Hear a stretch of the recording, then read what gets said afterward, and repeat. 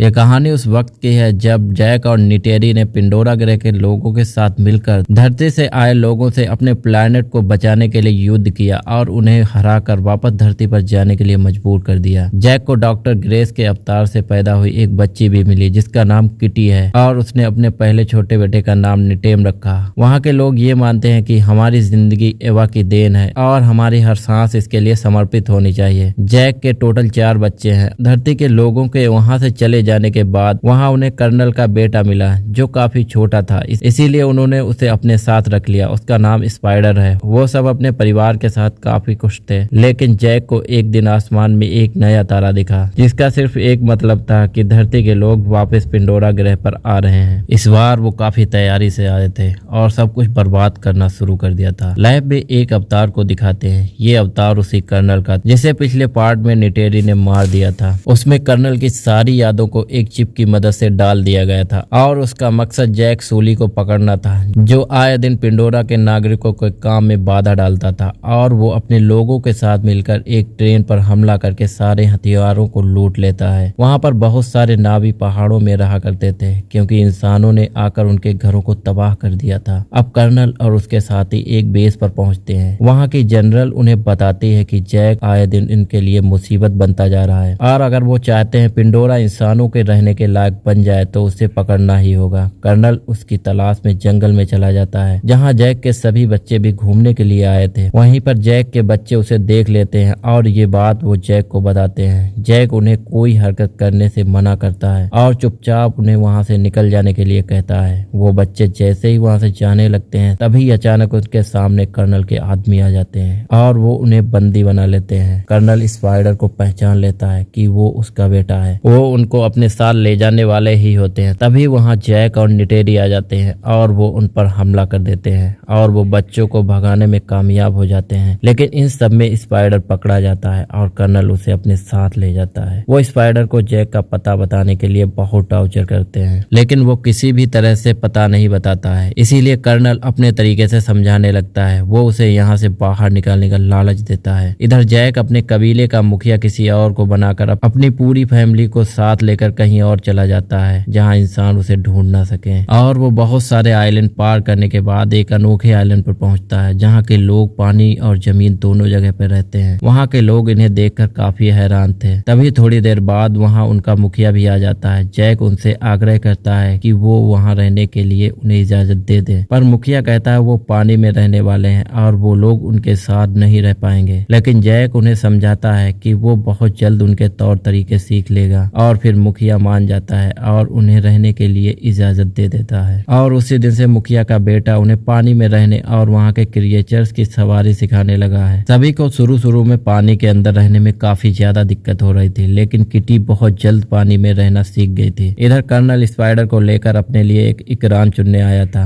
ताकि वो पूरी तरह से एक नावी बन सके और बहुत ही जल्द वो अपने लिए एक इकरान चुन लेता है। जब एक दिन मुखिया का बेटा रॉक्स को एक जगह पे ले जाता है और उससे कहता है कि यहाँ पर वो लोग शिकार करते हैं तो वो सब उसे अकेला छोड़कर वहाँ से चले जाते हैं। जैसे ही रॉक्स तीर से मछली को मारता है वो देखता है वो वहाँ अकेला है और सभी लोग उसे छोड़कर वहाँ से जा चुके हैं और तभी एक बड़ी सी मछली उस पर हमला कर देती है। वो अपनी जान बचाने के लिए भागने लगा और पत्थर के बीच में चला जाता है लेकिन उसकी सांसें खत्म हो रही थी इसीलिए वो बाहर आने लगता है। लेकिन वो मछली एक बार फिर से उस पर हमला करती है। वो जैसे ही उसे मारने वाली थी तभी एक बहुत बड़ी व्हेल आकर उस मछली को मार देती है लेकिन रॉक्स की सांसें अब खत्म हो रही थी और वो डूबने लगता है। थोड़ी देर बाद जब उसकी आंखें खुलती हैं तो वो उसी व्हेल पर होता है। तभी वो देखता है कि व्हेल के पर में एक लोहे की हुक फंसी हुई है और वो उस हुक को निकाल देता है। वो व्हेल उसे उस आइलैंड पर पहुंचा देती है जहां पर सभी लोग रॉक्स को ढूंढ रहे थे। अगले दिन रॉक्स फिर से उस व्हेल के पास जाता है जिसका नाम पाइकन है और वो उससे पूछता है कि उसे सबसे अलग क्यों कर दिया गया है। वो पाइकन उसे लेकर समुद्र की गहराइयों में चला जाता है। इधर कर्नल अपने साथियों के साथ जैक को ढूंढ रहा था। एक बहुत बड़े जहाज से टुकून का शिकार किया करते थे। वो उससे सभी आइलैंड को छानबीन करने की सोचता है और थोड़ी ही देर में वो उस आइलैंड पर पहुंच जाता है और वहां के लोगों को टॉर्चर करके जैक के बारे में पूछने लगता है। जब कोई उसे जैक के बारे में नहीं बताता तो वो पूरे गांव को जला देता है। वहाँ का मुखिया जैक को इस बारे में बताता है। कर्नल उनके इलाके में टुकून का शिकार करने का डिसाइड करता है ताकि ये देखकर सारे गांव वाले उसकी ताकत का अंदाजा लगा सकें। इधर रॉक्स स्पाइकन के साथ बॉन्ड बनाकर देखता है कि उसे सबसे अलग क्यों रखा गया है। तो वो देखता है कि कैसे हंटर्स ने उन पर हमला किया था जिससे कई नाभी और टुकून मारे गए थे, लेकिन सबने उसे ही किलर समझा। इधर वो हंटर अपने आधुनिक हथियार से बड़ी आसानी से एक टुकून को मार गिराते हैं और उसके अंदर से कोई फ्लूइड बाहर निकालते हैं। इसके इस्तेमाल से इंसानों की उम्र नहीं बढ़ती। वो उस टुकून की लाश आइलैंड के पास फेंक देते हैं, जिसे देखकर वहाँ के लोग काफी दुखी हुए। वो सब गुस्से में इंसानों से लड़ने का डिसाइड करते हैं, लेकिन जैक कहता है हम उनसे नहीं जीत सकते। जब रॉक्स और उनके साथी पाइकन से मिलने जाते हैं तो वो देखते हैं कि पाइकन को एक तीर लगा है। वहीं वो देखते हैं हंटर्स की शिप बड़ी तेजी से उनकी ओर आ रही है। रॉक्स इस बारे में जल्दी से अपने डैड जैक को बताता है और जैक सभी को लेकर उनकी ओर निकल पड़ता है। वो लोग बहुत मुश्किल से उस तीर को बाहर निकालते हैं, लेकिन अब हंटर उनके पीछे पड़ गए थे। वो सब भागने की कोशिश करते हैं, लेकिन वो जाल में पकड़े जाते हैं। कर्नल उन्हें अपने शिप पर ले आता है